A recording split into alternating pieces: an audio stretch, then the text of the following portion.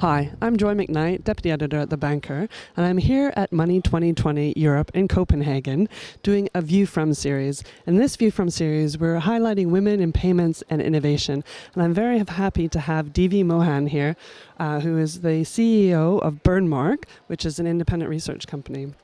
And Devie, I know you did a bit of research on challenger banks. What were your findings? I think challenger banking is such a fascinating space. I did the same research 7 months ago, and we had 26 new banks we were looking at. We did it this time, and we had around 50 banks just in the UK and hundreds of banks globally. So the landscape has changed dramatically. You find different kind of segments emerging, the B2B, B2C ones. You see the geographic split widening, new products being tried out. So it's a really, really fascinating time for challenger banks here. Okay. What will the future bank look like?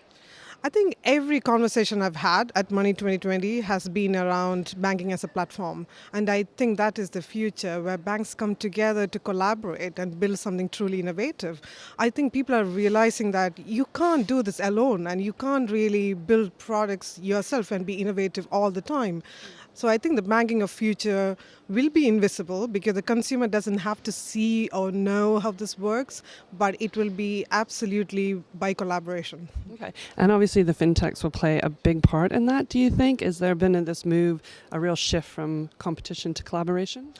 Again, absolutely, yes. We've seen a few fintechs applying for banking license. So we have seen Klarna, who got a license last week. We've seen TransferWise trying to be in the space. SoFi in the US is trying to be in the space. So there are a few fintechs who are actively interested in the banking space as well. So it is all merging together. And even the banks are looking at ways to work with fintech products and bringing them in. Fintech is going to be huge in the banking space as well. Okay, and another area that you've done research in is really around the move to a cashless society. Again, can you give me a bit of insights into some of your research findings? That's my pet topic, so I could go on. I am passionate about cashless societies primarily because the consumer benefits are tremendous with going cashless. I looked at countries like Colombia and Nigeria who went cashless because of crime. I mean, people couldn't walk on the streets carrying money or take a taxi because they couldn't carry cash. By going cashless, these societies become safe, transparent, and people were able to do much more with their lives. So that is the side I'm really passionate about, making a difference to those kind of people.